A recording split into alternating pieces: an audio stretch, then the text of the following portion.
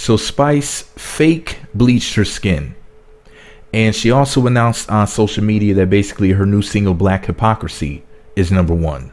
It's a song about colorism. You know, she's a dark-skinned black woman who's basically saying, you know, that people discriminate, not just people discriminated against her, excuse me, black people discriminated against her because of her skin complexion, particularly heterosexual black men.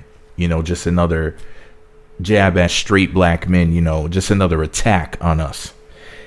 And it's crazy because people will hear the song and then they'll say, well, yeah, colorism is a real issue.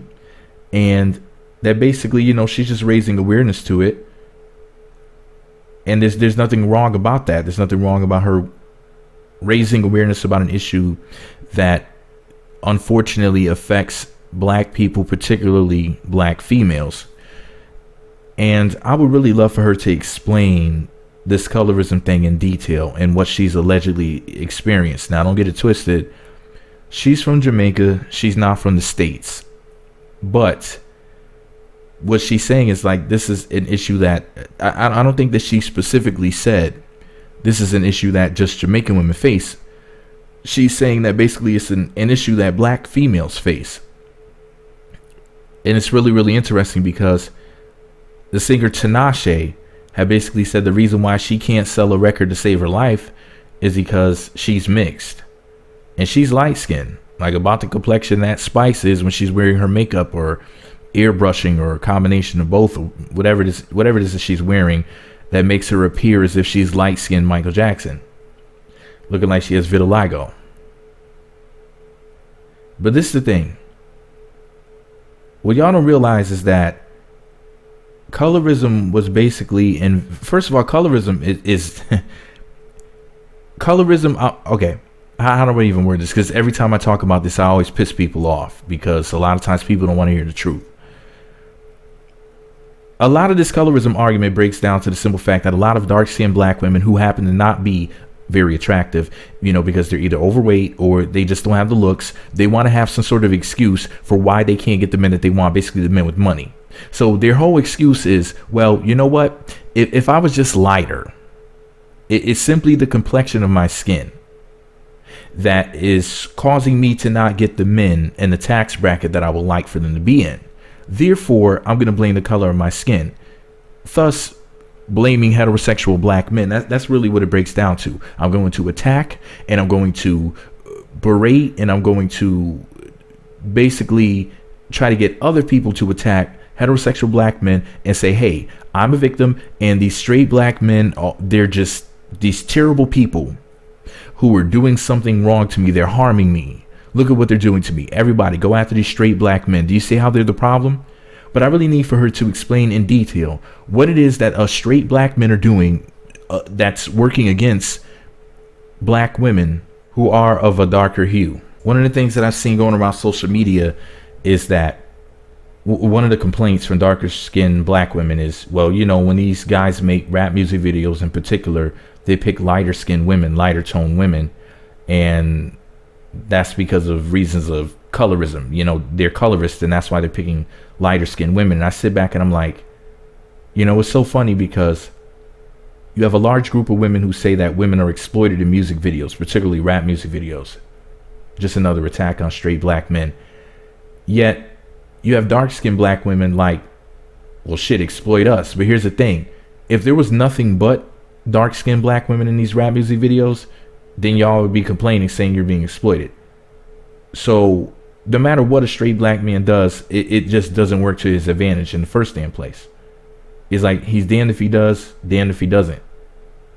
Because you can never actually please these black women because they're always going to find a complaint.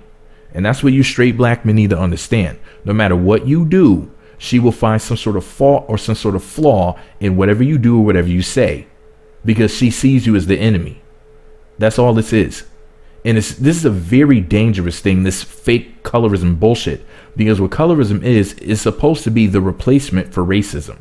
You know, whether you realize it or not, what they're trying to do is take colorism, say there, because if you really pay close attention, unattractive dark-skinned black women who are crying about colorism don't generally speak about racism.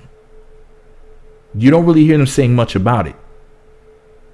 You know, they don't really talk about white supremacy and shit like that. And the reason why is because they feel like as if, whether you realize it or not, and if you really pay attention, most of these unattractive dark-skinned black women who were crying about colorism and not really talking about racism have either been with non-black men, usually white, but have either been with them or are with one right now, or multiple of them, multiples.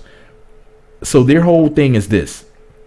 If you actually pay attention, really, if you listen to what swirlers, black women who openly are dating interracially, who don't like black men, if you just listen to them, they will tell you flat out, black women, do not worry about the police killing these N-words, because that's what they call straight black men, N-I-G-G-A's and N-I-G-G-E-R's. Don't care about these black N-words. It's not us being gunned down by the police. It's them. That's their fight. That's their problem. That's their plight. It's not ours. Don't care about them. The more honest ones are saying this. And that's what you black men need to understand. That when you see these disingenuous, dark-skinned, unattractive black women complaining about colorism constantly, what they're actually doing is they're trying to take the focus off of racism and replace it with colorism. So then that way, because you got to look at it like this. Essentially, colorism is the new what about black on black crime. It's basically saying whatever racism black people were facing is actually internal. It's from y'all hating on each other. It's the new redirection. It's the new distraction from the actual topic at hand. Like, hey, you just got gunned down by the police and the police are not going to face any time for it. You know, there's going to be no justice for you. Well, guess what? Why are you complaining about that when you black people don't even like each other?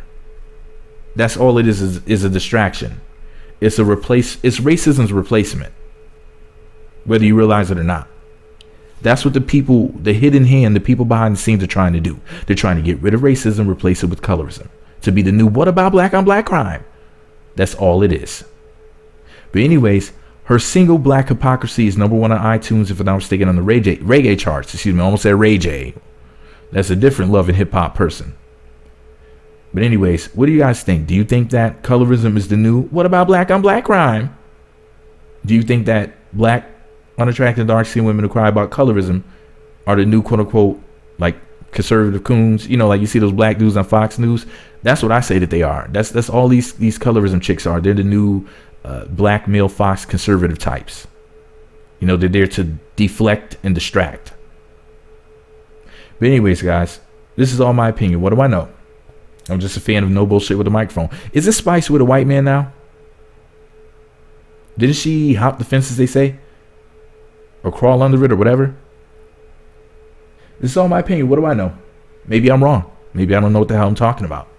Meat Magazine on YouTube. meatmagazine.blogspot.com is my site. Meat Magazine on Twitter and Facebook. Meat Magazine blog and Instagram. Thumbs up, comment, subscribe, click the notification button to share this video on social media where the hosts congregate. Is colorism the new what about black on black crime? Or am I tripping? All right, y'all. Remember, don't ride the coon train. It's full. The seats have been taken.